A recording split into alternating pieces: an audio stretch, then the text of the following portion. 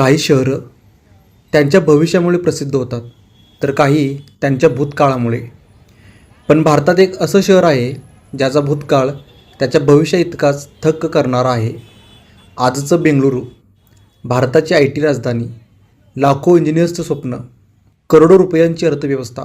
पण या शहराच्या मध्यभागी एक अशी जागा उभी आहे, जी शांत आहे, पण तिच्या प्रत्येक दगडात इतिहासाचा आवाज दडलेला आहे. हा आहे बेंगळुरू फोर्ट. हजारो लोक दररोज या किल्ल्याजवळून जातात, पण फार कमी लोकांना माहिती आहे की या किल्ल्याचा संबंध मराठा इतिहासाशी जोडलेला आहे. आज आपण फक्त एक किल्ला पाहणार नाही, आपण शोधणार आहोत एक असा इतिहास ज्याचं नाव महाराष्ट्रात प्रत्येकाला माहिती आहे, पण ज्याचा बेंगळुरूशी असलेला संबंध अजूनही अनेकांसाठी अनोळखी आहे. कल्पना करा, जवळपास 400 वर्षापूर्वी याच ठिकाणी सैनिक उभे होते, घोड्यांचे टाप घुमत होते, दरबार भरत होते आणि इतिहास शांतपणे स्वतःला लिहित होता. पण ही कथा शिवाजी महाराजांपासून सुरू होत नाही, तर सुरू होते त्यांच्या वडिलांपासून, शहाजीराजे भोसले.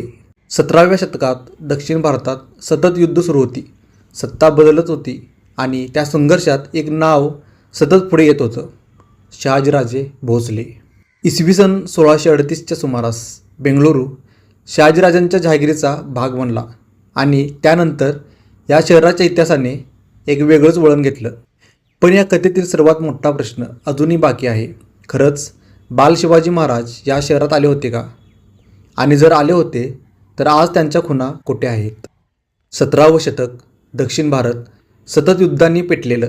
प्रत्येक राज्य आपलं साम्राज्य वाढवण्याच्या प्रयत्नात होतं आणि या सगळ्यात एक योद्धा स्वतःचं वेगळं स्थान निर्माण करत होता, शहाजीराजे भोसले.